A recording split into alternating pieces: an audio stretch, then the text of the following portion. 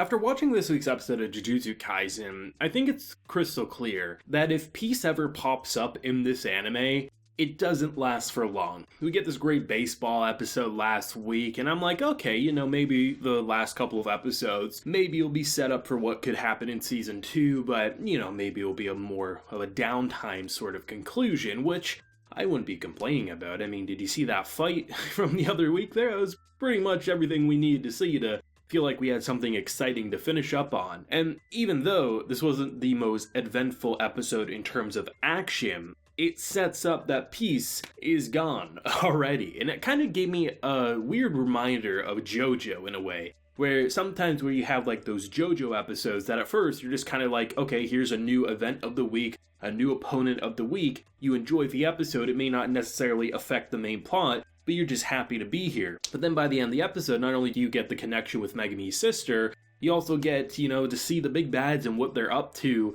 I mean, there was a pretty graphic and brutal scene of a man nailed up on a wall, Jesus style, as he's force-fed a body part and turns into a demonic creature of doom. This show has no chill, and I'm actually still quite shocked by the level of gore and how the most gory aspects about this show are never necessarily like a fist being like thrown into a character's face or a limb getting cut apart.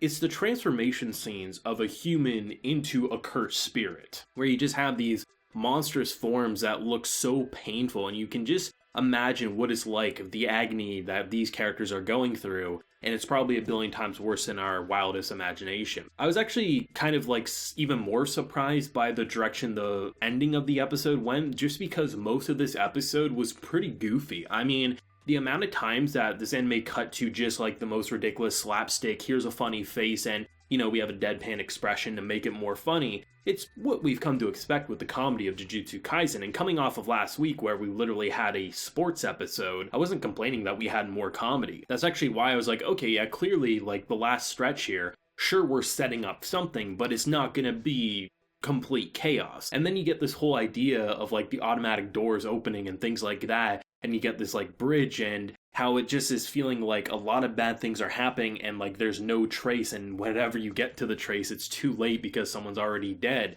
And when you get this whole sister reveal after getting some pretty fun comedy where he's, we get our boy Megumi saying he beat up every delinquent in this school, which at first you're like, oh, we're having just this goofy moment where they're saying, oh, they're probably understanding our power, when really it's the other character just kind of casually whistling away being like, yeah, I kind of beat up all these people. But the idea of the sister angle is something that you kind of expect in a certain way, not necessarily like exactly a sister, but there was probably going to be something that would separate at least one of these characters from the group and they would put their life in danger. I was expecting something of that sort. What I really appreciate, what I think the biggest takeaway from this episode is how the Central Three have really grown to have a very interesting dynamic. Because I think a lot of times where you have a sort of battle series where you have multiple characters, I feel like there's too many cooks in the kitchen, where you have like 5 or 6 a part of like the main fighting crew, and to have 3 of the students, right? Just 3 students really that we're focusing on in terms of the main class, right? To have them really grow this interesting relationship. Sure, Gojo pops up, and sure, we have other mentors, but to just have these 3 really have built a really interesting relationship over these 20 some odd episodes. It allows for them to have a moment where they're thrown away because this is a ridiculously powerful opponent. It's pretty much out of their league for all 3 of them. Obviously, Megumi doesn't want to put them in danger for his own selfish reasons, that he wants to save someone and close to him before it's too late, and it feels like he's probably going to go on a suicide mission, but at the very least, he's not going to risk their lives for his own selfish reasons.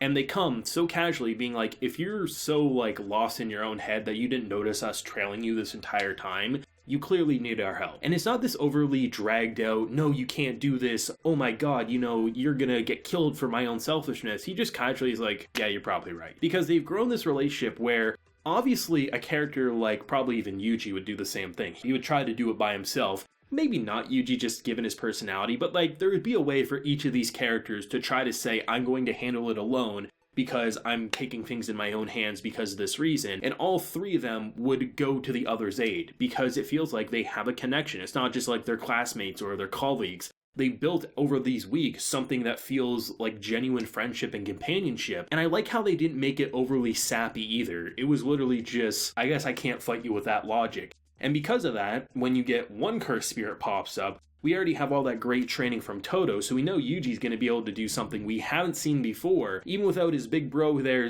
cheering him on and slapping him when he messes up. We've seen so much great development with his combat and even mental training that he's probably going to do pretty well, and even if he doesn't, it's not going to be like the same Yuji fighting that we've seen before, up until obviously the Todo training. So to have the other two, take down the bridge spirit basically, it just feels like this is one of those episodes that is rewarding. You really appreciate this episode just because of all of the build-up with these three over the weeks, that it just makes you feel like this is a moment that truly shines to not only say that, yeah, peace in Jujutsu Kaisen isn't going to last too long, for a good reason, because one, it's more exciting when bad things happen, but also it allows for these characters to constantly propel their character arcs forward. But it's really great to see an episode like this where I honestly felt while watching it initially, I was like, oh, this is a fun episode. Kind of reminds me, like I said, of like those JoJo episodes that aren't necessarily important, but you're glad exist. But by the end of the episode, I'm saying, no, it's really important to the main plot. It shows how much we've grown, but it also just serves as a standalone, interesting story all at the same time. I'd say overall, the comedy in this episode, I was really glad it was there just because I enjoyed the simplicity of last week. But there was a couple of moments that did kind of shock me in terms of how much I actually was chuckling. I wasn't bursting out loud to the point that I was rolling, this is the funniest thing I've ever seen. But it is the simpler moments because it does feel like we are friends with these characters and we understand their banter. It's not like we just got introduced to Yuji and Megumi and this is the type of interaction. That would feel pretty jarring and out of place. But I have it here after feeling they've grown up. They almost feel like siblings in a lot of ways where they constantly will switch who's partnering up with who to poke fun at the other.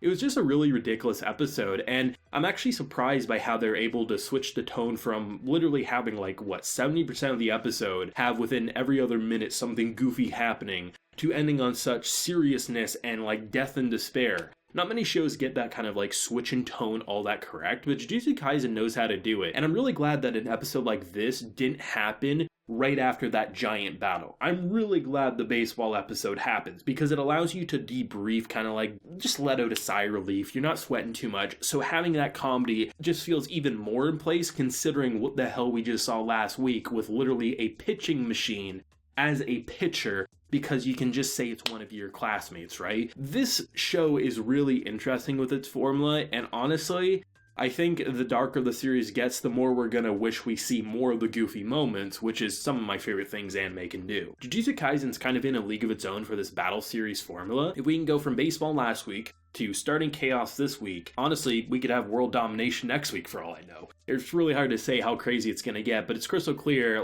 we're setting up for something bigger, and it almost feels like I wouldn't be surprised if the last episode wraps up saying Jujutsu Kaisen Season 2 confirmed, or we get that confirmation shortly after, though I imagine with how much has went into this production, it'd be a hot minute before we see the Season 2, probably a couple years wait, unless there's already been production on Season 2 and we just haven't even known about it. Let me know your thoughts and feelings on this week's episode down below. What did you think, and what was your personal favorite moment? If you enjoyed the video, leave a like, share your support, and hit that subscribe button if you happen to be new around here. So until next time, everyone, please take care and have a good one.